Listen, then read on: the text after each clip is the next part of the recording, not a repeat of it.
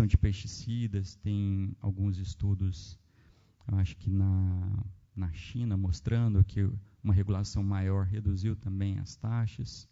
O cuidado na dispensação de medicação, tem estudos que mostram quando vai dispensar medicações, não só psicotrópicos, mas analgésicos, em quantidades menores, regulares, aparentemente também auxilia nesse sentido. A arquitetura de segurança, a gente sempre discute, né? Locais de pontes, prédios. Então, é importante ter esse cuidado.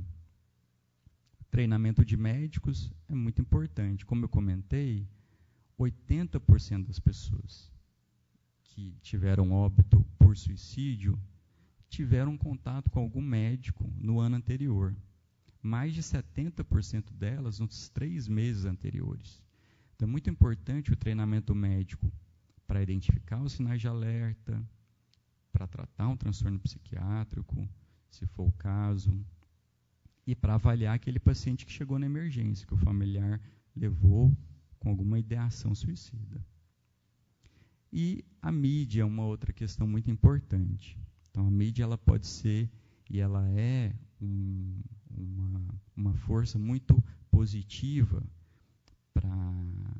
para o combate, para a redução das taxas de suicídio.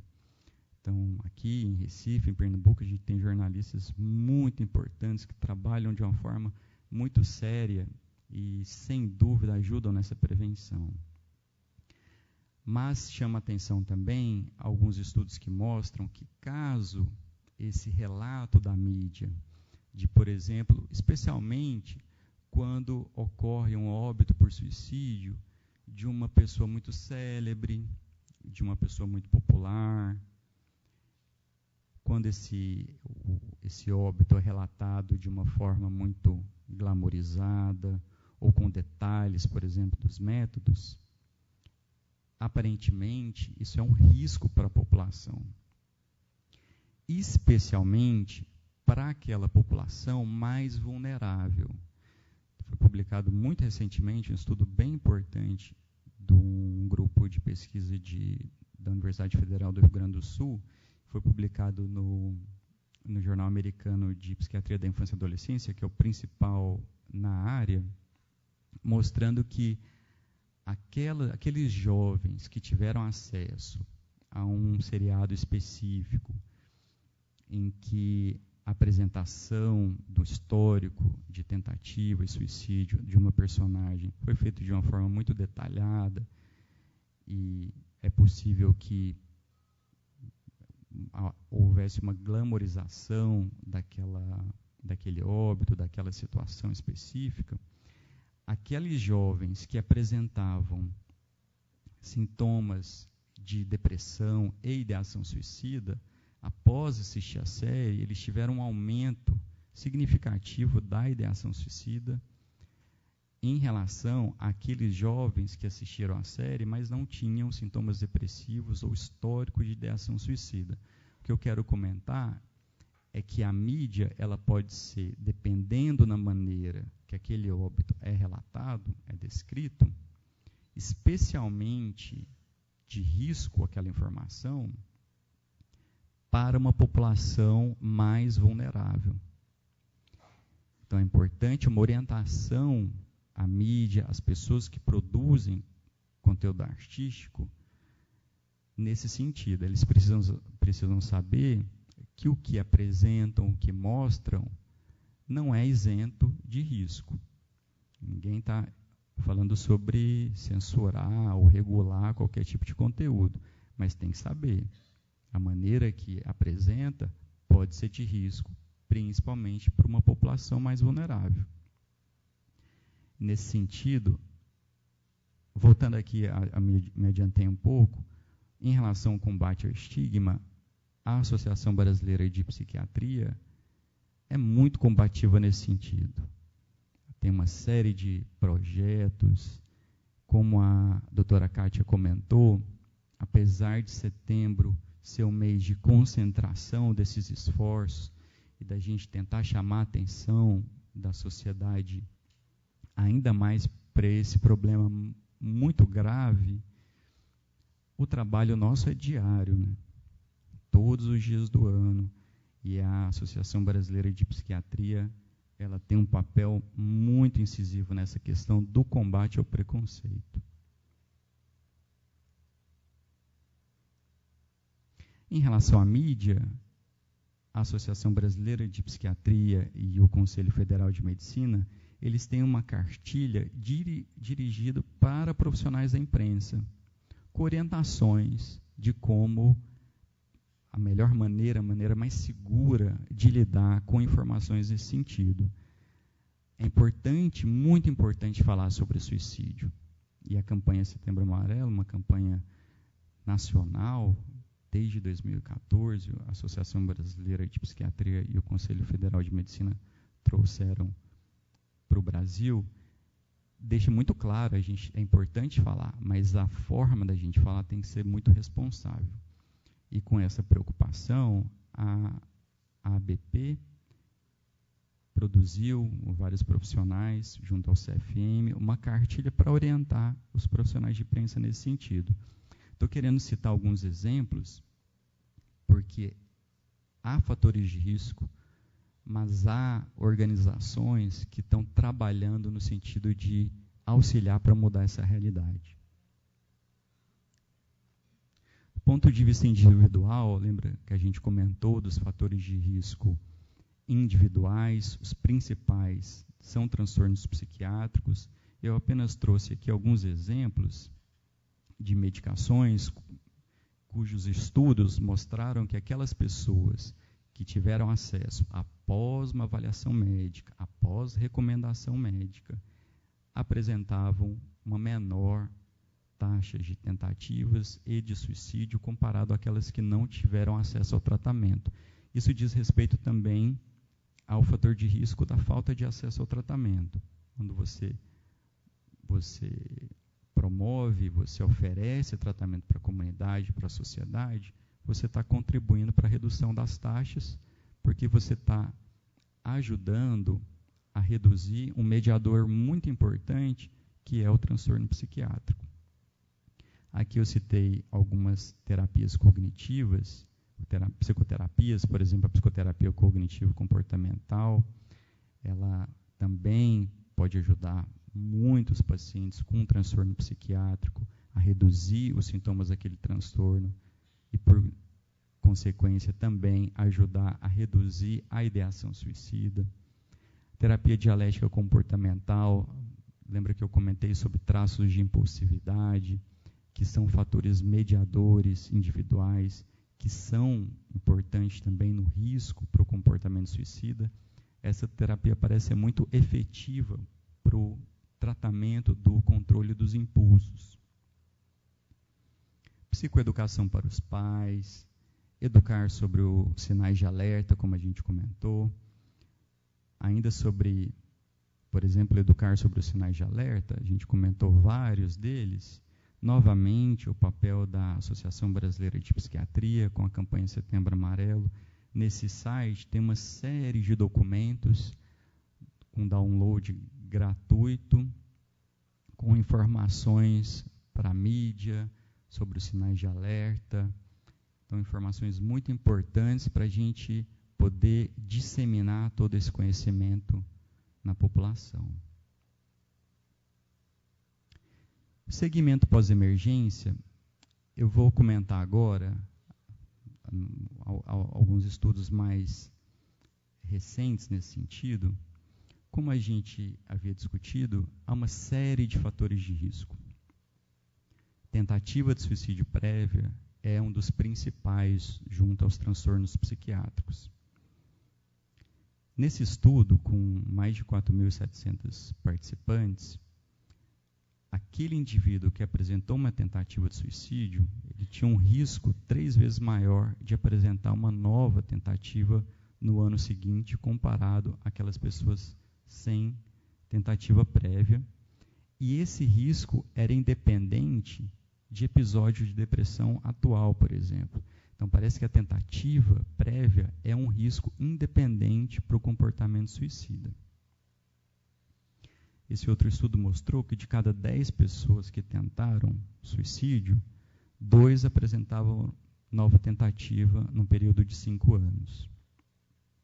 E esse outro estudo, mostrando que, em relação à população geral, aquelas pessoas que têm um transtorno de humor, cujo tratamento foi ambulatorial, comparado àqueles, o transtorno de humor, que precisou de uma internação, ou seja, sugerindo uma gravidade maior, e comparando ainda com aqueles que foram internados por risco de suicídio, em geral por tentativa de suicídio, nesse último grupo, a probabilidade de óbito por suicídio durante a vida é muito maior. Então, mostrando, estou querendo reforçar aquele grupo que tentou suicídio como um grupo específico, que possivelmente a gente precisa de estratégias mais específicas para esse grupo. Comentei que as estratégias de prevenção são amplas, como o combate ao estigma, que pessoas que não são profissionais podem ajudar. Mas há um grupo de risco, aparentemente particularmente em risco, que é possível que estratégias de prevenção sejam necessárias especificamente para essa população. Então, é uma recomendação de alguns grupos que trabalham na prevenção do suicídio direcionar estratégias de prevenção para grupos de alto risco, nesse caso, aqueles que apresentavam tentativa, o histórico de tentativa. Eu vou citar 2 deles. Um é esse da Organização Mundial de Saúde, que o protocolo de segmento era, no momento que o indivíduo apresentou a tentativa e foi atendido numa emergência, uma orientação à família e ao paciente em relação às informações sobre o comportamento suicida, tentar lidar com mitos em relação ao comportamento, informar sobre os fatores de risco e de proteção, como eu comentei, abordar os mitos, fazer as recomendações e estimular o tratamento. Então, essas intervenções, uma base muito forte dela e do segmento dela é reforçar a adesão ao tratamento e ao acompanhamento psiquiátrico. Então, não é apenas uma orientação no momento da abordagem na emergência, mas estimular a adesão daquele paciente no acompanhamento ambulatorial. Aqui é só uma tradução do segmento esse segmento, além do ambulatorial, ele inclui um contato com esse paciente, com esse familiar, muito breve. Por exemplo, às vezes não dá para fazer consultas tão regulares quanto semanais, 2 vezes por semana. Mas nesse protocolo desse estudo, havia uma orientação de entrar em contato com esse paciente, por exemplo, por telefone, com a família, perguntar como é que estava, e uma das perguntas é, a adesão ao tratamento está mantida, está indo fazendo acompanhamento? Então, é uma intervenção breve, simples, porque é importante a gente pensar que a nossa atenção primária, às vezes a gente tem muitas limitações, e é importante identificar estratégias eficazes e que sejam de implementação factível. É claro que o ideal era que todo aquele paciente consultasse com um psiquiatra, o melhor psiquiatra talvez da cidade, toda semana. Mas a gente tem que ter clareza de que às vezes isso não é possível, especialmente em regiões em que há uma limitação maior de recursos. Então, o que esses estudos têm buscado é qual tipo de intervenção que seja aplicável, factível e que possa contribuir na redução das taxas. E esse estudo mostrou uma redução, comparando o grupo do intervenção breve e o tratamento como usual, o grupo que foi submetido a essa intervenção apresentou um número de óbitos por suicídio significativamente menor. Nessa mesma lógica, tem um grupo um projeto do Instituto Nacional de Saúde Mental americano que vai na mesma direção, a identificação daquelas pessoas que tentaram suicídio na emergência e um segmento específico para aquela população. Esse chama EDSAFE, que tem a sigla, o significado da sigla aqui. Ele vai um pouco mais além daquele protocolo do estudo da Organização Mundial de Saúde. Esse é de 2013, porque esse artigo especificamente é dos métodos, da metodologia desse estudo, mas os resultados são do ano passado e desse ano. Então, além das orientações para o paciente, ele recebe um plano de segurança, que tem aqui o conteúdo desse plano de segurança, tem relação com também sinais de alerta, o que o paciente pode fazer naquele momento de maior estresse, de maior intensidade emocional, que a ideação suicida está mais presente, o que ele deve fazer, pessoas que ele tem que entrar em contato. Então, um plano de segurança que o paciente recebe é discutido com ele. E esse estudo, ele mostrou também, aquele grupo intervenção, uma redução nas tentativas de suicídio comparado àqueles que não receberam essa intervenção. Então, mostrando evidências de estudos cuja estratégia é específica para um grupo de maior risco, que é aquele grupo com tentativas de suicídio. Mas é importante reforçar que todas essas estratégias estimulam que a adesão do paciente ao tratamento, ao acompanhamento. Parece que esses contatos frequentes e regulares, eles têm um papel nesse sentido. Eles acabam reforçando a adesão do paciente ao tratamento. Eu comentei mais cedo, logo no início, a gente colocando um contexto da questão médica em relação à prevenção do suicídio, a grande maioria dos pacientes que apresentaram óbito por suicídio se consultaram com algum médico no ano anterior, e a maioria deles mais de uma consulta, inclusive. E mais de 70% deles até 3 meses antes do óbito. Então, essas pessoas, elas tiveram contato com o médico. É muito importante a gente ter essa clareza para ficarmos mais atentos e proporcionar um treinamento cada vez mais incisivo para quem atende a população geral, especialmente na atenção primária, em relação aos sinais de alertas e como conduzir em casos de emergência. E nós já temos evidências suficientes para implementar algo parecido em nossa realidade, no acompanhamento desses pacientes, específico para aqueles que tentaram suicídio. Novamente, as estratégias de prevenção, elas são muito amplas e a gente tem que sempre considerar aqueles variados fatores de risco para a implementação dessas estratégias.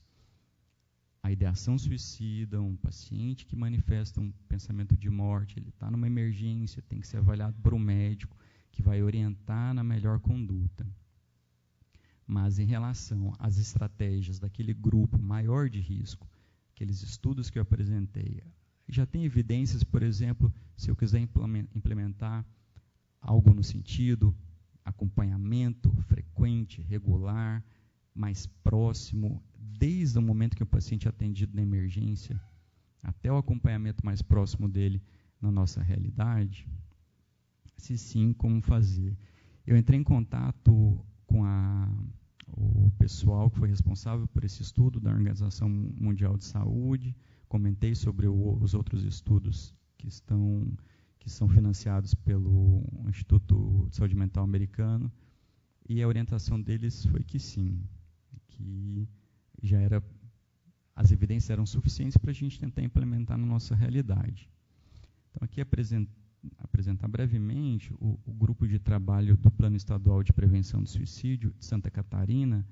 É um grupo multidisciplinar, tem psiquiatra, tem psicólogo, tem enfermeiro, tem assistente social, pessoal que trabalha na vigilância epidemiológica. Então, é um grupo que tem discutido como que a gente pode, além de todas as estratégias de prevenção, promover algum serviço que vá contribuir com estratégias específicas para esses grupos de maior risco. Além disso, o grupo tem outros papéis, por exemplo, treinamento de profissionais da saúde. Teve um evento recente em Joaçaba, foram mais de 500 pessoas. É difícil a gente ter, mesmo jornadas científicas com tanta gente, né? Então, nos deixou muito felizes pelo tamanho e interesse dos profissionais de saúde da região para aprender a identificar os sinais de alerta, melhor condução das situações de emergência e das estratégias de prevenção do comportamento suicida. Vou falar algumas sobre perspectivas, já estamos finalizando. Essa história que eu vou contar, ela foi contada pelo que eu comentei mais cedo, o diretor do Instituto de Saúde Mental americano, o Dr. Joshua Gordon. Esse aqui é um raio-x do tornozelo dele. Ele escreveu uma história que aconteceu o ano passado, jogando futebol, não sei se é futebol americano, algum esporte mais popular lá, e ele disse, olha, tem uma notícia boa e uma ruim. A notícia ruim é que teve fratura, vou ter que operar.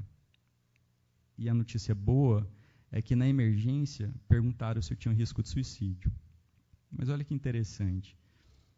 Ele foi na emergência, estava jogando bola, contente com os amigos, chegou lá, saudável, sorrindo, reclamando do pé, e fizeram uma triagem para ele para o risco de suicídio. Será que a gente tem que chegar nesse ponto? Por que estou chamando a atenção para isso? Quantas pessoas não chegam na emergência médica que caiu, tropeçou, caiu da escada, acidentou de carro, e que não comentou, que comentou que foi um acidente por medo, por receio, por estigma, e que, na verdade, elas não tinham não foi uma tentativa, por exemplo, de suicídio. Então, será que essa triagem ela não tem que ser mais universal e não só para aqueles que foram na emergência com queixas claras e específicas de transtornos psiquiátricos? É possível que ela tenha que ser mais geral mesmo e que a triagem para a ideação suicida ela tenha que fazer parte da triagem de uma emergência, independente da queixa do paciente. O problema é que os nossos instrumentos para triagem, o poder de predição deles ainda não é muito suficiente. Então pode ser que a gente acabe tendo muito falso positivo, por exemplo, triando uma série de pessoas, ou muito falso negativo. Então a gente não tem meios com uma acurácia muito suficiente para nos dar segurança nesse sentido. Mas é algo que a gente tem que pensar. Será que todo mundo não tem que ser perguntado sobre a ideação suicida? Nós já vimos que não aumenta o risco. Talvez nós podemos identificar aí alguém que teve um comportamento, mas não declarou naquele momento, e aparentemente o quadro clínico não sugeriria nada em relação a um problema de saúde mental. Em relação também a perspectivas, trazer 2 estudos que foram publicados esse ano no Jornal Americano de Psiquiatria, em relação a uma nova abordagem, uma nova não, porque a droga já é bastante conhecida aí, já está no nosso meio há muito tempo. Mas o papel, a ação da ketamina ou cetamina na redução da ideação suicida. Então, esse estudo, eles compararam com o midazolam, um estudo randomizado, na redução rápida de horas da ideação suicida em pessoas com depressão. E ali em verde é uma redução daquela pontuação, que é uma avaliação de ideação suicida. Em verde, o grupo midazolam, em vermelho, o grupo ketamina ou cetamina. Então, a redução nesse grupo foi muito mais significativa, um tamanho de efeito muito maior. E ali em laranja, aqueles grupos que não responderam com midazolam, depois eles, um período breve de washout, eles foram alocados para o grupo cetamina. E esse grupo apresentou também uma redução semelhante ao grupo inicial que já havia sido alocado para cetamina. E aí estimulou um outro estudo para uma apresentação do metabólito da cetamina e esquetamina nasal. Aí o estudo desenhado com o objetivo primário de avaliar a redução da ideação suicida. Aquele estudo anterior era para avaliar a redução em sintomas depressivos e eles avaliaram também a ideação suicida. Esse estudo foi o desenho para avaliar o papel da esquetamina e cetamina, que é o metabólito da ketamina, especificamente na redução da ideação suicida, e mostrou uma eficácia também comparada ao placebo. Então, é possível que seja uma estratégia que, em breve, a gente vai ter disponível, uma estratégia farmacológica para a gente poder, para ajudar o paciente na redução mais rápida daqueles sintomas de ideação suicida. Uma outra perspectiva, hoje, com o avanço da tecnologia, há uma possibilidade cada vez maior de uma análise de dados, com dados muito mais amplos do que é possível fazer até então, e de amostras muito maiores do que a gente pode ter acesso nos estudos tradicionais que nós fazemos e acompanhamos. Então, o Big Data, né, ele identifica padrões, ele pode identificar padrões, e um estudo foi realizado, foi publicado esse ano também, para tentar identificar grupos de maior risco de suicídio, de tentativa e de suicídio. Então, nesse estudo, eles avaliaram 20 milhões de consultas ambulatoriais em relação a uma série de dados: história médica, história de doença mental, história de autoagressão, uso de psicotrópico, dados sociodemográficos, avaliação clínica, de acordo com essa PHQ-9, que é Patient Health Questionnaire, que são 9 itens. O 9º item é em relação à avaliação de ideação suicida e os outros 8 em relação a sintomas de depressão. Então, nessa análise, eles fizeram com todas essas informações um score, uma pontuação de gravidade. E o que eles viram? Que aquele grupo, no 5% mais grave, os 5% com maior gravidade naquela pontuação, que utilizou uma série de informações sociodemográficas e clínicas, de cada 1.000 pessoas naquele grupo mais grave, 50 apresentaram uma tentativa e 3 apresentaram óbito por suicídio em 90 dias. Um valor preditivo positivo muito baixo, de 0,26%. Então, mostrando que ainda há muito chão para caminhar e que a predição, a identificação individual do indivíduo em risco, ela ainda é muito difícil.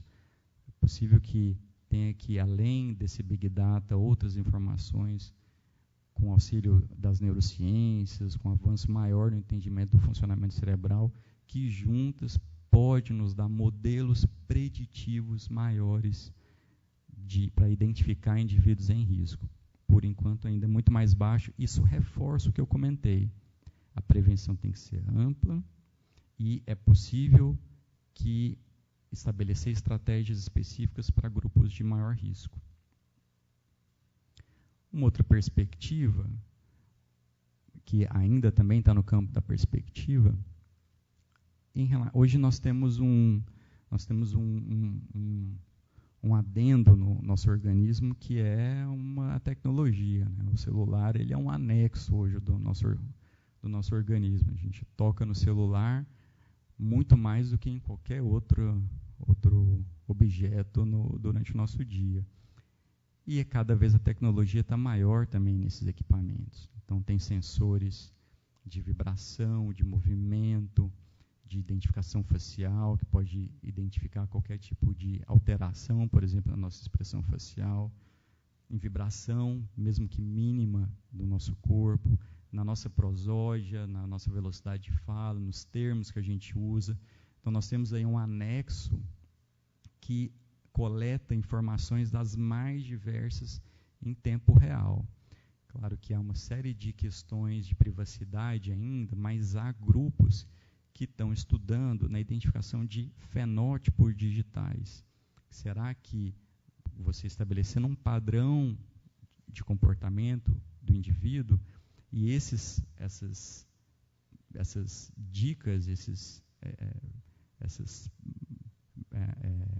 fenótipo mesmo digital, não pode identificar de uma maneira mais sensível alterações que possam nos alertar para aquele risco do indivíduo mais específico?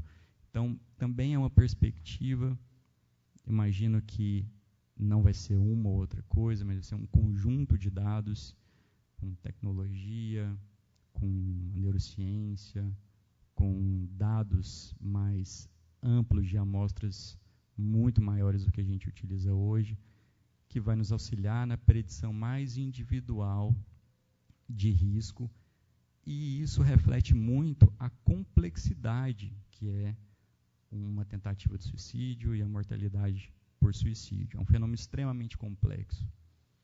E é possível que nós vamos precisar de esforços muito grandes em várias áreas para a gente poder chegar a um ponto de poder ter predições mais individuais.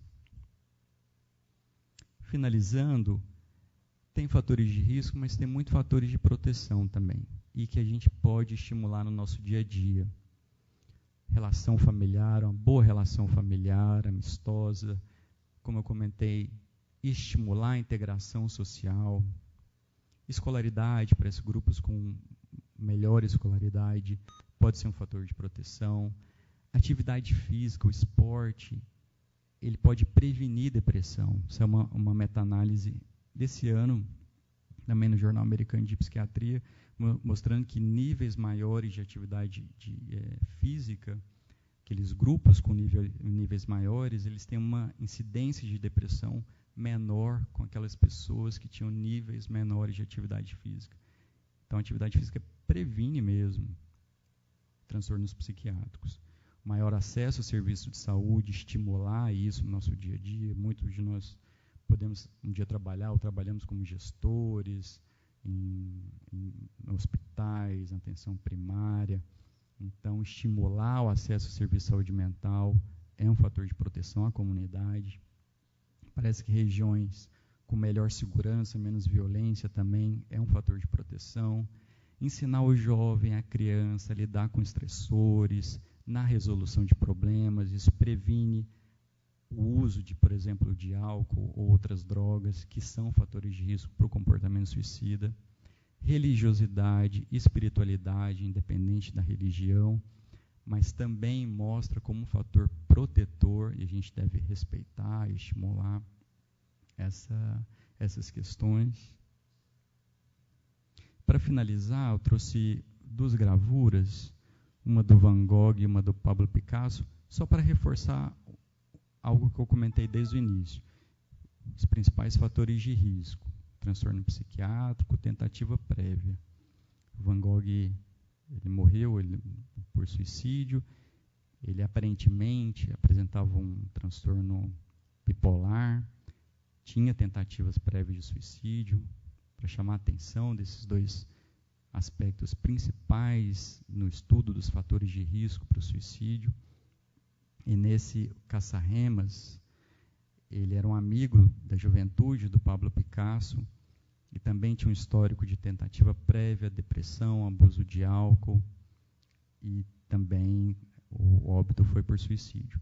Trouxe apenas para a gente reforçar esses dois fatores de risco principais.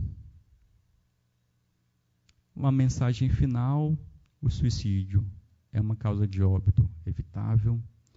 Temos que ficar atentos aos sinais de alerta, aos fatores de risco e de proteção. Combater o estigma é um mecanismo de prevenção, todos nós podemos fazer todo dia. Falar sobre o suicídio não aumenta o risco, e é importante a gente deixar claro e deixar isso para as pessoas em geral, que procurar ajuda é um sinal de força. Quando a gente procura ajuda, a gente está sendo coerente com o nosso bem-estar. Então, a pessoa tem que estar muito claro para todos os indivíduos que quando a gente busca ajuda, a gente está demonstrando força. Obrigado.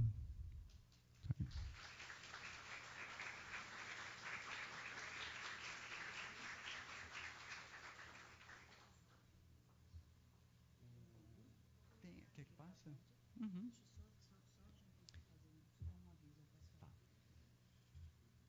Gente, eu queria realmente agradecer muito o doutor Alexandre, que se disponibilizou a vir, cheio, com a agenda muito cheia, veio ontem, chegou ontem para ir embora hoje, e nos agraciou com tantas informações. A gente queria realmente agradecer.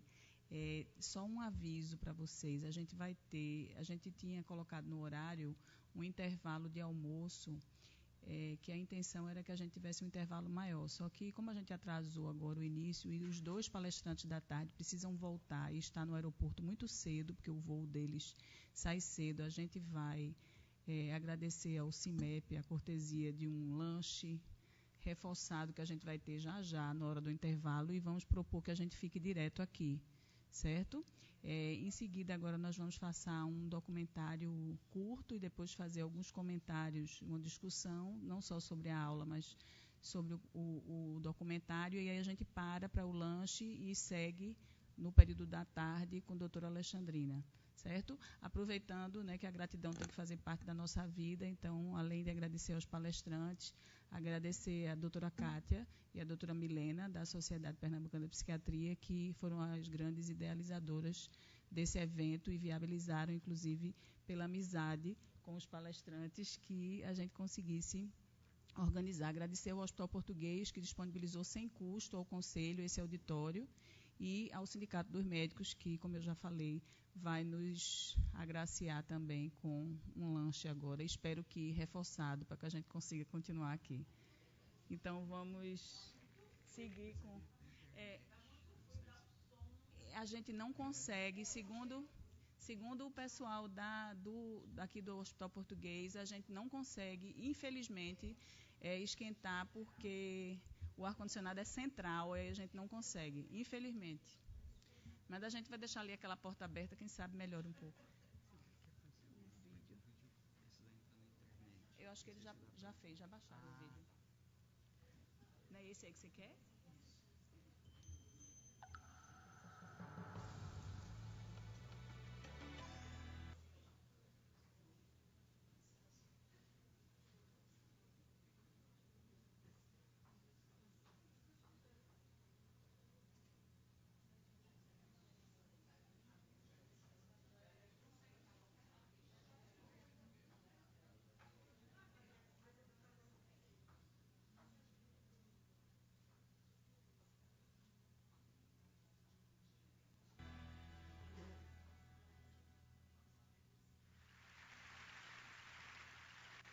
I recently retired from the California Highway Patrol after 23 years of service. The majority of those 23 years was spent patrolling the southern end of Marin County, which includes the Golden Gate Bridge. The bridge is an iconic structure, known worldwide for its beautiful views of San Francisco.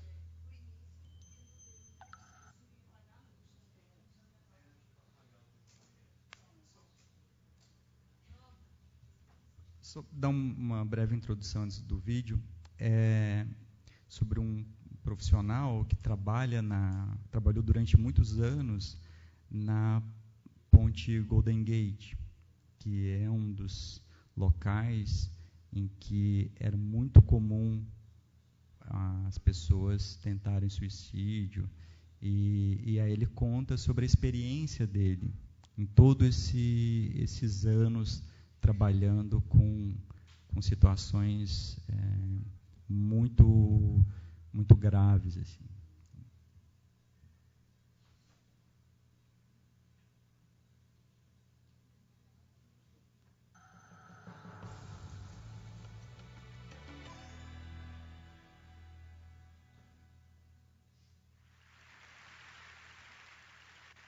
I recently retired from the California Highway Patrol after 23 years of service. The majority of those 23 years was spent patrolling the southern end of Marin County, which includes the Golden Gate Bridge. The bridge is an iconic structure, known worldwide for its beautiful views of San Francisco the Pacific Ocean, and its inspiring architecture. Unfortunately, it is also a magnet for suicide, being one of the most utilized sites in the world. The Golden Gate Bridge opened in 1937. Joseph Strauss, chief engineer in charge of building the bridge, was quoted as saying, "The bridge is practically suicide-proof. Suicide from the bridge is neither practical nor probable. But since its opening, over 1,600 people have leapt to their death from that bridge." Some believe that traveling between the two towers will lead you to another dimension. This bridge has been romanticized as such. That the fall from that frees you from all your worries and grief, and the waters below will cleanse your soul. But let me tell you what actually occurs when the bridge is used as a means of suicide. After a free fall of 4 to 5 seconds, the body strikes the water at about 75 miles an hour. That impact shatters bones, some of which then puncture vital organs. Most die on impact. Those that don't generally flail in the water helplessly and then drown. I don't think that those who contemplate this method of suicide realize how grisly a death that they face. This is the cord. Except for around the two towers, there's 32 inches of steel paralleling the bridge. This is where most folks stand before taking their lives. I can tell you from experience that once the person is on that cord, and at their darkest time, it is very difficult to bring them back. I took this photo last year as this young woman spoke to an officer contemplating her life. I want to tell you very happily that we were successful that day in getting her back over the rail. When I first began working on the bridge, we had no formal training. You struggled to funnel your way through these calls. This was not only a disservice to those contemplating suicide, but to the officers as well. We've come a long, long way since then. Now, veteran officers and psychologists train new officers. This is Jason Garber. I met Jason on July 22nd of last year when I received a call of a possible suicidal subject sitting on the cord near mid-span. I responded, and when I arrived, I observed Jason speaking to a Golden Gate Bridge officer. Jason was just 32 years old and had flown out here from New Jersey. As a matter of fact, he had flown out here on 2 other occasions from New Jersey to attempt suicide on this bridge. After about an hour of speaking with Jason, he asked us if we knew the story of Pandora's box. Recalling your Greek mythology, Zeus created Pandora and sent her down to earth with a box and told her never, ever open that box. One day, curiosity got the better of Pandora, and she did open the box. Out flew plagues, sorrows, and all sorts of evils against man. The only good thing in the box was hope. Jason then asked us, what happens when you open the box and hope isn't there? He paused a few moments, leaned to his right, and was gone. This kind, intelligent young man from New Jersey had just committed suicide. I spoke with Jason's parents that evening, and I suppose that when I was speaking with them that I didn't sound as if I was doing very well. Because that very next day, their family rabbi called to check on me. Jason's parents had asked him to do so. The collateral damage of suicide affects so many people. I pose these questions to you. What would you do if your family member, friend, or loved one was suicidal? What would you say? Would you know what to say? In my experience, it's not just the talking that you do, but the listening. Listen to understand. Don't argue, blame, or tell the person you know how they feel, because you probably don't. By just being there, you may just be the turning point that they need. If you think someone is suicidal, don't be afraid to confront them and ask the question. One way of asking them the question is like this. Others in similar circumstances have thought about ending their life. Have you had these thoughts? Confronting the person head on may just save their life and be a turning point for them. Some other signs to look for: hopelessness, believing that things are terrible and never going to get better. Helplessness, believing that there's nothing that you can do about it. Recent social withdrawal, and loss of interest in life. I came with this talk just a couple of days ago, and I received an email from a lady that I'd like to read you her letter.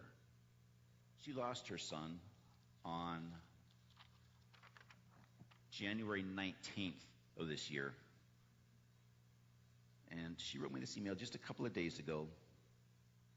And it's with her permission and blessing that I read this to you. Hi, Kevin.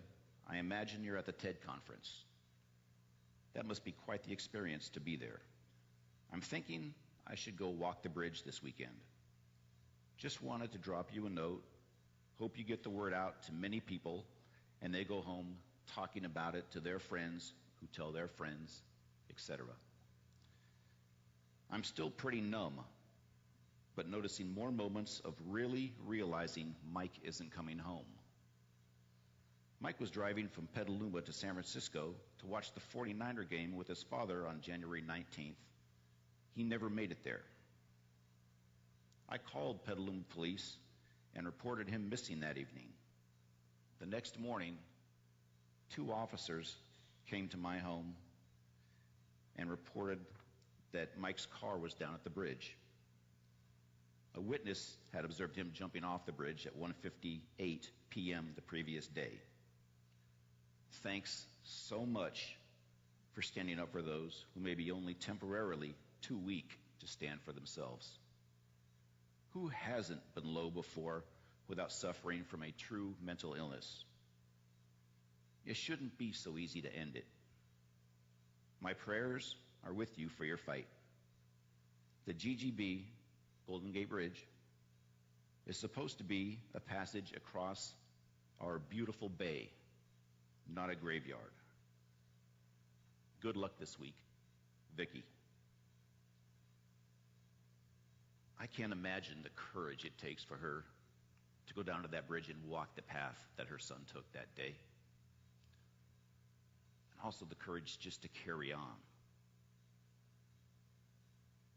I'd like to introduce you to a man I refer to as Hope and Courage. On March 11th of 2005, I responded to a radio call of a possible suicidal subject on the bridge sidewalk near the North Tower. I rode my motorcycle down the sidewalk and observed this man, Kevin Berthia, standing on the sidewalk. When he saw me, he immediately traversed that pedestrian rail and stood on that small pipe which goes around the tower. For the next hour and a half, I listened as Kevin spoke about his depression and hopelessness. Kevin decided on his own that day to come back over that rail and give life another chance. When Kevin came back over, I congratulated him. This is a new beginning, a new life. But I asked him, what was it that made you come back and give hope and life another chance? And you know what he told me? He said, you listened. You let me speak, and you just listened. Shortly after this incident, I received a letter from Kevin's mother, and I have that letter with me, and I'd like to read it to you. Dear Mr. Briggs, nothing will erase the events of March 11th, but you are one of the reasons Kevin is still with us. I truly believe Kevin was crying out for help. He has been diagnosed with a mental illness for which he has been properly medicated. I adopted Kevin when he was only 6 months old, completely unaware of any hereditary traits. But thank God, now we know. Kevin is straight, as he says. We truly thank God for you.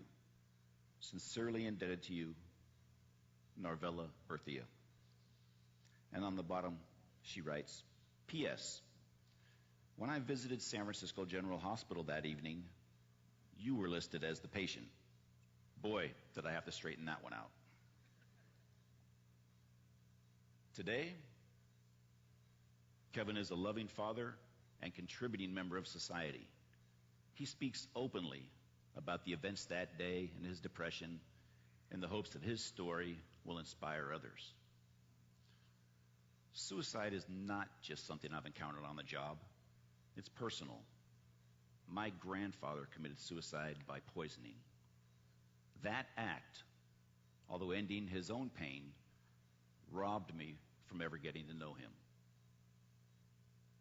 This is what suicide does. For most suicidal folks, or those contemplating suicide, they wouldn't think of hurting another person. They just want their own pain to end. Typically, this is accomplished in just 3 ways: sleep, drugs or alcohol, or death. In my career, I've responded to and been involved in hundreds of mental illness and suicide calls around the bridge. Of those incidents I've been directly involved with, I've only lost 2, but that's 2 too many. One was Jason. The other was a man I spoke to for about an hour. During that time, he shook my hand on 3 occasions. On that final handshake, he looked at me and he said, Kevin, I'm sorry, but I have to go. And he left. Horrible, absolutely horrible. I do want to tell you, though, the vast majority of folks that we do get to contact on that bridge do not commit suicide. Additionally, that very few who have jumped off the bridge and lived and can talk about it, that 1% to 2%, most of those folks have said that the second that they let go of that rail, they knew that they had made a mistake and they wanted to live. I tell people the bridge not only connects Marin to San Francisco, but people together also.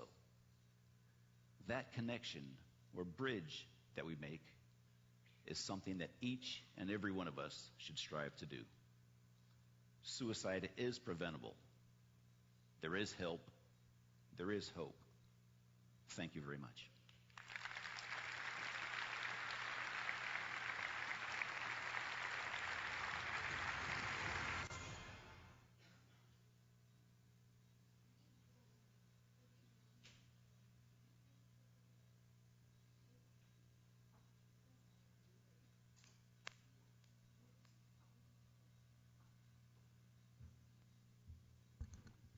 Bom, eu queria convidar o Dr. Alexandre e Kátia para a gente abrir para perguntas. Alguém quer perguntar alguma coisa, fazer algum comentário?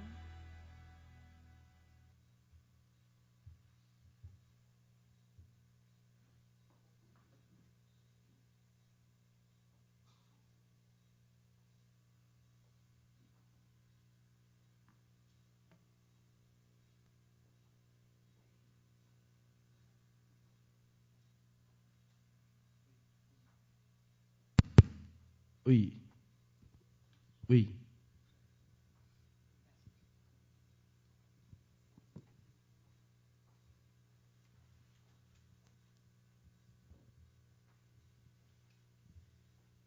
Eu sou Silvana, sou médica ginecologista, trabalho mais na parte de prevenção de câncer. Na verdade, eu quero pedir uma ajuda a vocês, porque eu tenho um caso de um sobrinho na família, há 2 anos tem um transtorno psiquiátrico e nunca aceitou ser levado ao médico. Ele apresenta todos os sinais que você fala, assim, de isolamento social. Ele se tornou um rapaz um pouco agressivo, aliás, muito agressivo com palavras, mas agressivo fisicamente umas 2 vezes com o pai. Ele saiu da igreja, ele deixou de ter amigos, ele tocava numa banda, saiu, ele se isolou completamente. E a família não conseguia levar ao médico, não conseguia. A família foi a um psiquiatra e para relatar a história do rapaz. O psiquiatra lá é em João Pessoa, que ele mora. O psiquiatra passou uma medicação em gotas para ser dada ao menino, sem ele ver. Aí ele tomava bem irregularmente esse medicamento. A minha grande preocupação é que esse caso se estende já por 2 anos. Esse rapaz agora tem 26 anos, sempre foi brilhante na faculdade, nos estudos, e teve uma briga com o orientador do mestrado, e parou o mestrado, voltou para casa. Ele passou a comer muito, ele está enorme de gordo, e ficar muito calado. Ele não falava com nenhuma pessoa da família. Eu consegui conversar com ele por 1 hora, 1h30, e ele falou assim, tinha uma conversa muito desconectada, muito perturbada. Agora, da última vez que eu fui a João Pessoa, esse final de semana passado, ele disse a mim que, assim, pouca coisa, mas ele disse, tia, eu estou muito triste, eu estou precisando de ajuda. Aí ele foi ao psiquiatra essa semana.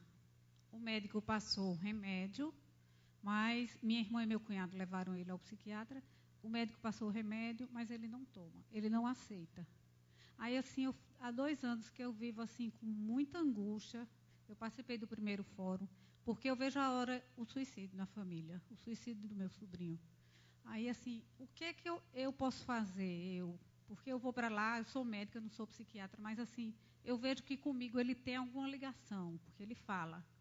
Aí eu volto muito mal com essa sensação de impotência muito grande. Eu queria ouvir se você pode me dar alguma sugestão.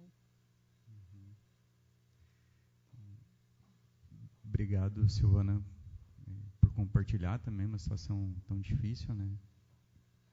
E essa situação é difícil para qualquer pessoa. É um jovem com todo esse histórico de prejuízo em vários aspectos da vida, né? Escolar, familiar, pessoal, claramente está doente, né? O comportamento dele está claramente prejudicado, muito provavelmente por uma doença mental.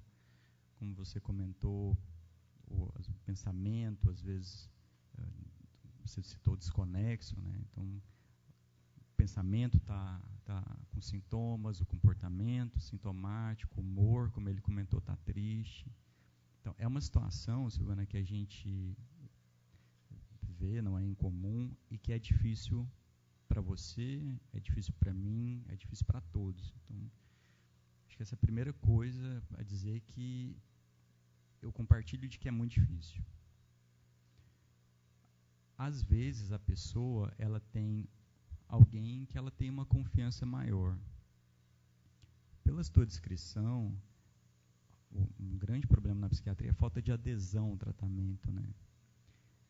E o paciente com prejuízo na capacidade dele de ter discernimento e avaliar o contexto e o próprio prejuízo que está vivendo, às vezes ele não tem esse discernimento para poder engajar num tratamento, às vezes ele nem tem uma crítica e um insight, que a gente diz, a própria doença. Claro que cada caso é muito individual, né? É difícil a gente comentar sobre situações que a gente não avaliou o paciente.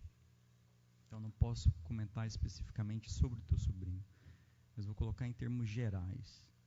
Um jovem com muita dificuldade, muitos sintomas, o prejuízo na vida dele está muito claro, inclusive o conteúdo do pensamento dele está prejudicado. Muitas dessas vezes, e quando há baixa adesão, às vezes um tratamento hospitalar pode auxiliar.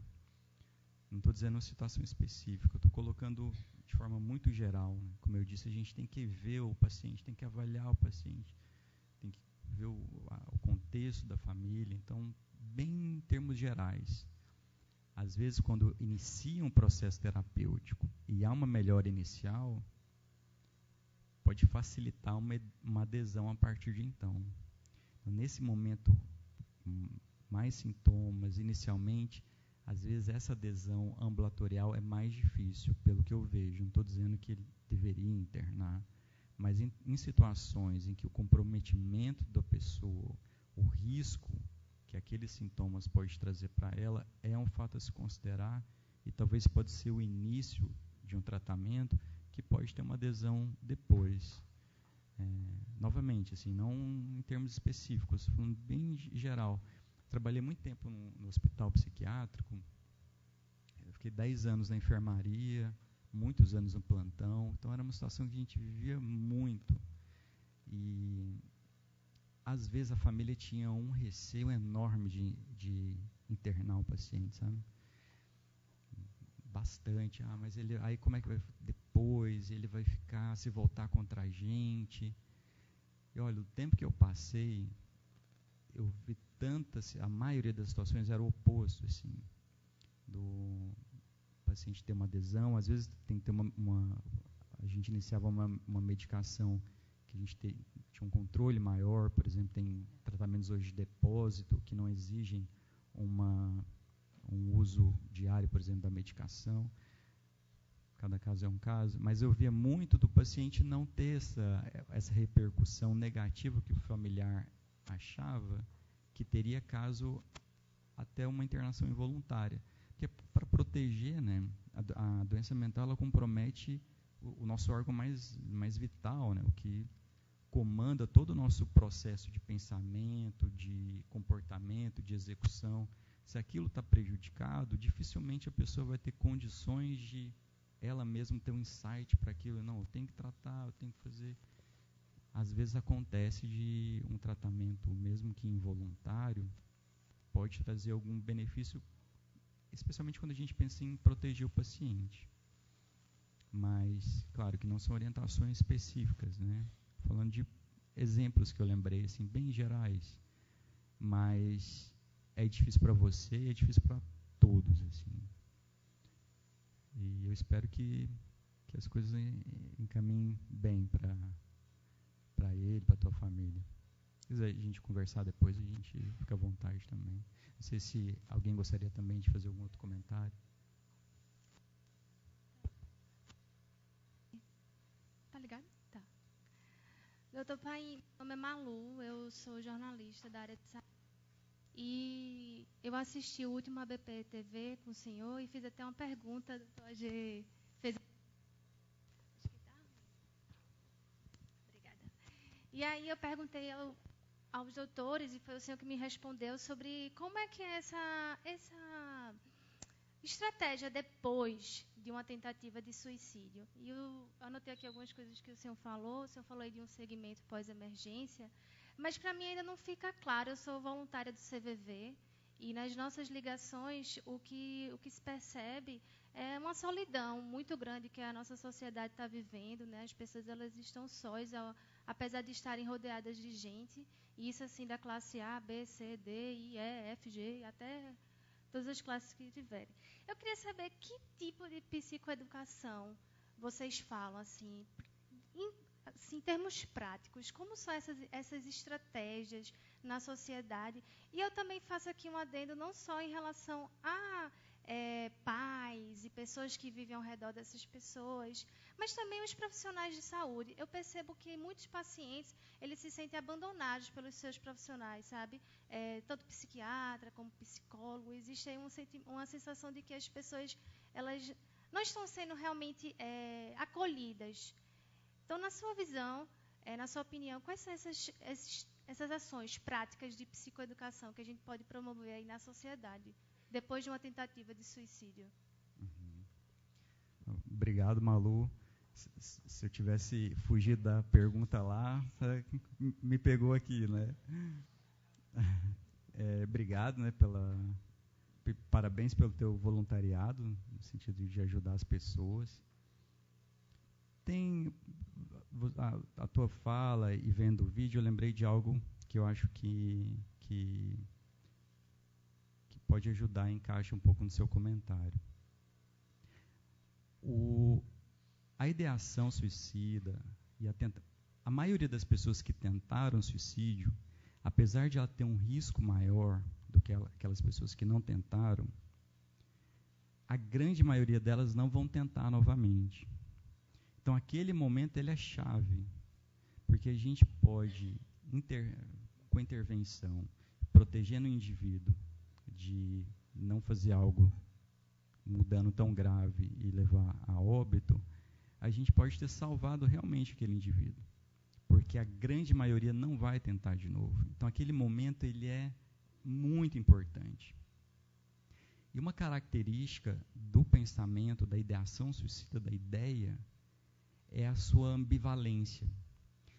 No vídeo, ele comentou que aquelas pessoas que sobreviveram, 1, 2%, muito poucas sobreviveram, a grande maioria delas, naquele exato momento, quando pulou, se arrependeu e pensou que tinha feito algo errado, mostrando que essa ambivalência ela é tão presente que mesmo naquele indivíduo com comportamento mais grave e segundos, milésimos de segundo antes da tentativa, ele ainda apresenta uma ambivalência entre aquela intenção de se matar e o desejo de viver. E nesse ponto a escuta é importante, porque naquele momento de desespero da pessoa, quando a gente para e escuta, pode ser os segundos que ele precisa para a gente conseguir que aquela ambivalência seja a nosso favor e que aquilo não aconteça novamente e que ele evite uma tentativa e que a gente ganhe tempo para encaminhamento para um tratamento. Então, a importância dessa escuta ela é fundamental, a gente ganha tempo nela. Então, o trabalho, por exemplo, que vocês fazem no CVV é muito importante e educar as pessoas nesse sentido, educar a população geral da escuta sem julgamento, ela tem um papel fundamental. Agora, é importante também, à medida que a gente tem essa escuta do indivíduo que tem risco, a gente orientá-lo no sentido de procurar uma ajuda, porque muitas das vezes aquela pessoa tem um transtorno psiquiátrico, uma doença tratável, com uma série de abordagens terapêuticas extremamente efetivas, tanto farmacológicas quanto psicológicas, ou ambas. Então, além da gente ter essa escuta, da gente poder ganhar tempo e usar a ambivalência que ocorre a nosso favor, é muito importante o encaminhamento daquela pessoa para um atendimento de emergência. Uma vez na emergência, Malu, é bem o que a gente tem discutido. Como fazer? Discutido num grupo multidisciplinar. Como eu comentei e mostrei, psicólogo, psiquiatra, profissionais da vigilância epidemiológica, enfermeira, ciência social. Como nós vamos organizar esse fluxo? A gente teve uma reunião também com o pessoal do governo federal, via teleconferência, para tentar se esse fluxo vai ser via vigilância epidemiológica, vai ser direto do hospital para o ambulatório. É importante que o atendimento seja o mais rápido possível, de preferência na primeira semana ambulatorial. Tem que haver um treinamento da pessoa que vai atender, do médico que vai atender esse paciente também na emergência. Então, é algo que a gente está em construção. Mas o que você chamou a atenção em relação a essa escuta, eu acho que ela, como eu havia comentado no vídeo e um pouco antes, ela tem que ser feita sem julgamento. Você está ali inteiro para o paciente, né? Hoje a gente nota isso, né? Trabalha com pacientes todos os dias e as pessoas não tem pessoas que escutam ela, né? Tem um monte de gente em casa, tem contato contato com várias pessoas, mas poucas pessoas estão ali para escutar. E às vezes a gente nota o paciente se vincula muito com um psiquiatra, porque um profissional com psicólogo, um pessoal da atendimento na atenção primária, enfermeira, assistente social, pessoal que tem uma sensibilidade, um treinamento maior, eles têm essa escuta, o paciente se sente acolhido, eles vinculam bastante com o serviço. Então, eu acho que a gente tem que estimular realmente, Malu, toda a sociedade, em casa também, e mostrar a importância disso. Esse momento que a gente dedica a outra pessoa e para que ela fale. Bom dia ainda, né? Meu nome é Vanessa, sou psicóloga clínica e dentro de toda a minha vivência e justamente por estar hoje com, eu acho que 4 casos aqui em Recife, bem característicos de tentativa de suicídio, e trabalhar e encontrar no trabalho com a rede de apoio, né, que seria a família, e sempre estar entrando em contato com a família, com colegas, do próprio paciente, trazer eles justamente para o trabalho terapêutico e principalmente trabalhar com o psiquiatra, que eu acho essencial. Em toda essa escuta, e principalmente por saber que muitas vezes a entrada na emergência, como um ataque cardíaco, isso é muito frequente, né? E o uso de... Essa semana até fui na emergência levar meu filho e um senhor tinha feito uso de algumas medicações na tentativa de suicídio. Eu acho que em torno de 1h da manhã, e foi aquele desespero na emergência de um hospital aqui. Eu estava lá calada, quietinha, cuidando do meu filho, e esse senhor, ele não tinha chegado a ficar inconsciente, e a família estava em desespero. Naquele momento eu senti falta de um psicólogo dentro de uma emergência. E não vou mentir para você que várias vezes, quando eu estou levando meu pai ou minha mãe, a gente acaba sempre se comunicando com quem está ao lado, o familiar que está ao lado, ou então o próprio paciente. Eu costumo ficar quieta, porque o pessoal acha que não é psicólogo, quer se meter em tudo. Mas, às vezes, você sente a falta daquele apoio, daquela escuta diferenciada, porque não é só uma escuta. Não tem que ser uma escuta qualquer. A gente está vendo muito em rede social hoje a situação do me chame no privado, se você quer, sabe, está tentando se suicidar. Eu sei que toda escuta, todo auxílio é muito importante. Mas às vezes a gente não vai saber dar conta do que está vindo ali. Às vezes é uma tentativa, ou passou por uma tentativa de estupro, foi estuprado na infância. Então, a atuação do psicólogo, a atuação do psiquiatra é extremamente importante, porque é uma escuta diferenciada e totalmente profissional. A pergunta que eu faço para o senhor, e eu já sinto qual é a resposta, pelo fato da sua atuação, principalmente em palestras e principalmente no que eu vi agora, eu sei que vai ser muito parecida com o que eu estou trazendo nesse exato momento. Mas eu queria escutar do senhor qual a dificuldade hoje de entender que num hospital há uma necessidade da presença de um psicólogo na emergência, para que essa atuação, às vezes você chega achando que está tendo um ataque cardíaco, não, é ansiedade. Isso facilitaria muito o trabalho até dos outros profissionais. Eu queria saber a sua opinião sobre o assunto. Obrigada. Obrigado, Vanessa. Eu concordo muito com o teu comentário. E da mesma forma que você comentou que os psicólogos consideram muito importante o trabalho dos psiquiatras, a gente considera da maior importância. Valorizamos muito o trabalho da psicologia. Trabalhamos sempre em conjunto.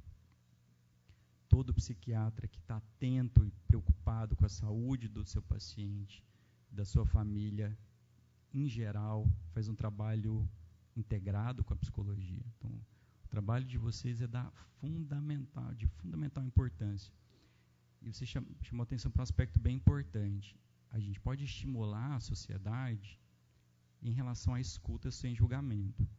Mas há uma escuta que é mais técnica, que é profissional, e que a psicologia tem um treinamento nesse sentido.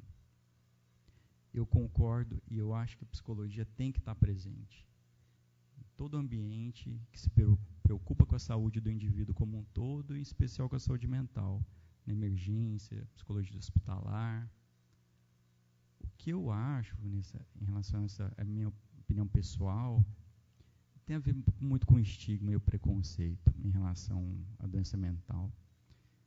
As pessoas não terem a percepção da gravidade daquilo como um problema complexo de saúde, que exige uma multidisciplinaridade.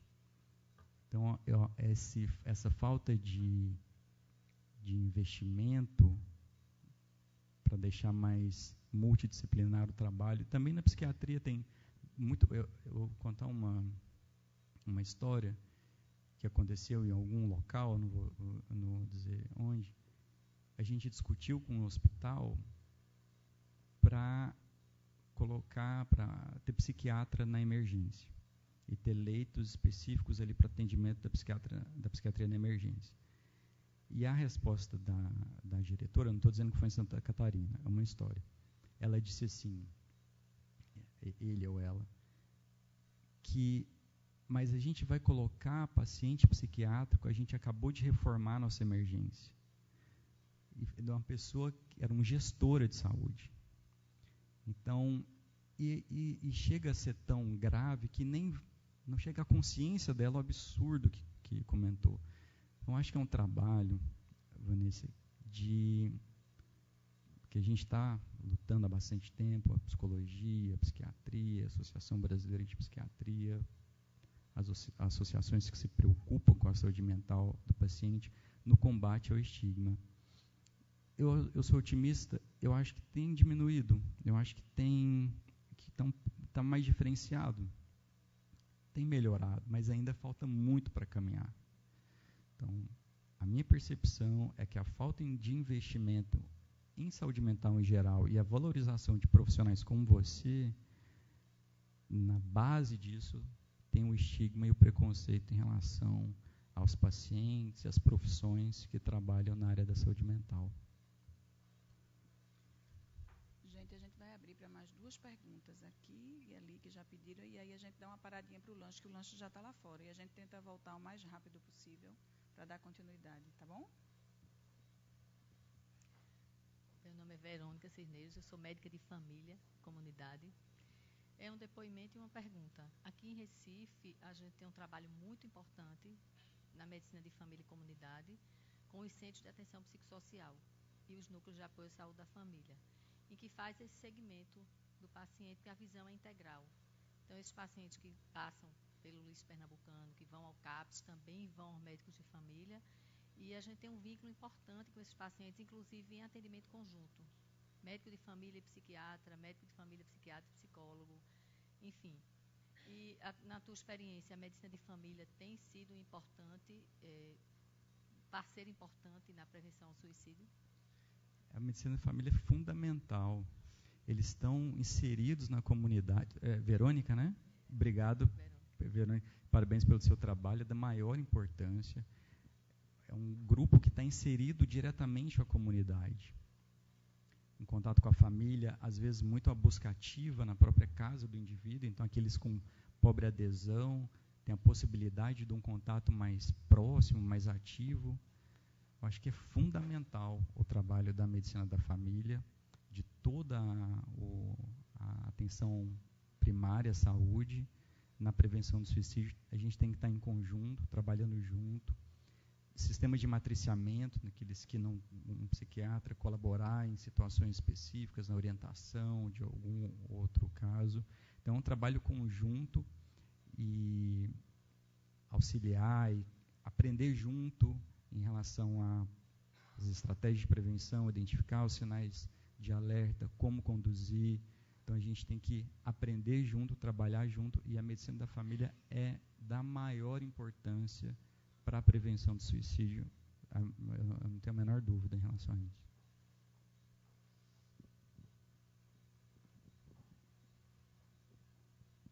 Bom dia, doutor Alexandre. Em primeiro lugar, parabéns pela palestra. Está agregando muito valor para a gente. Meu nome é Karina. Eu também sou voluntária do Centro de Valorização da Vida. E queria comentar aquele aspecto que o senhor falou do nosso novo órgão do corpo humano, anexo à mão, que é o smartphone. O senhor citou uma possibilidade do uso dele para o bem, que é como identificar uma ideação suicida, por exemplo, um comportamento suicida a partir do smartphone, da utilização do smartphone. Mas a gente sabe também que tem aspectos negativos, como o desafio da baleia azul, boneca Momo, que estão fazendo com que as nossas crianças, cada vez mais novas, estejam expostas ao suicídio. Então, eu queria saber o que é que a gente faz para evitar que essa boneca Momo destrua nossas crianças. O teu nome mesmo? Karina. Karina, obrigado, Karina. Muito importante teu comentário. Realmente, eu citei alguns estudos que mostraram que esse tipo de baleia azul, ou mesmo programas, notícias que apresentam aquele episódio, aquele fato de uma forma que a gente não orienta, glamorizando, dando detalhes, ou até algumas dessas ações criminosas estimulando, eles são particularmente o potencial danoso é particularmente naquelas crianças, adolescentes e adultos, pessoas em geral, mais vulneráveis. Então, esse estudo que eu havia citado, aqueles jovens que tiveram acesso a um conteúdo negativo nesse sentido, mas que a saúde mental aparentemente estava rígida, não mudou muito o contato com aquilo. Mas aquelas crianças e jovens que já estão vulneráveis, para eles o potencial pode ser muito danoso.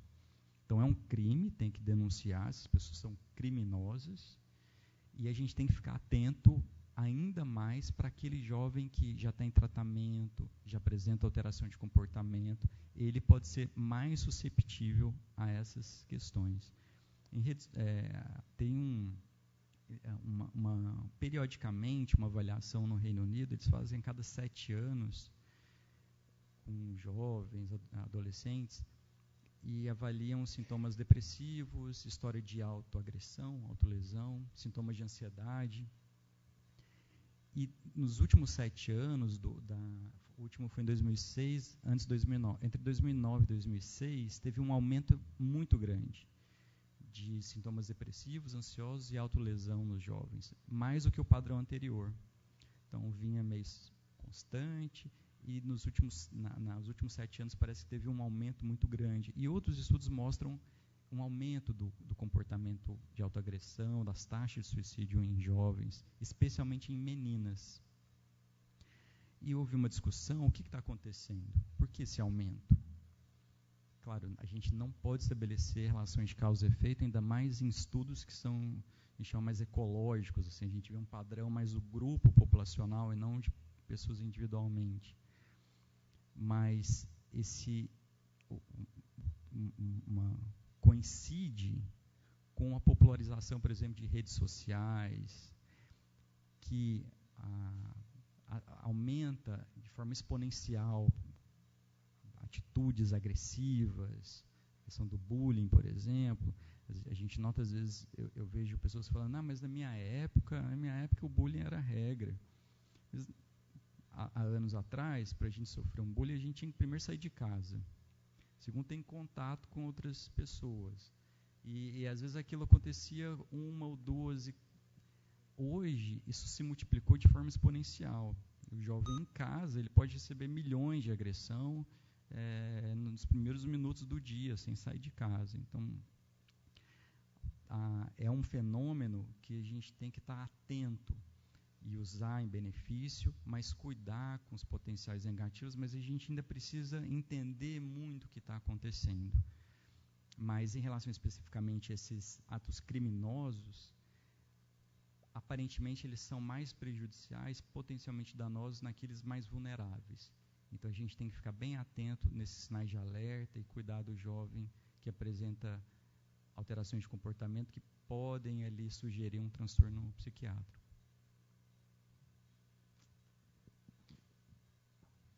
Gente, a gente queria agradecer muito ao doutor Alexandre, a palestra e a discussão maravilhosa, esclarecedora. Pedir à doutora Cátia para dar o certificado dele, em nome do conselho. E acho que uma salva de palmas, ele merece, né?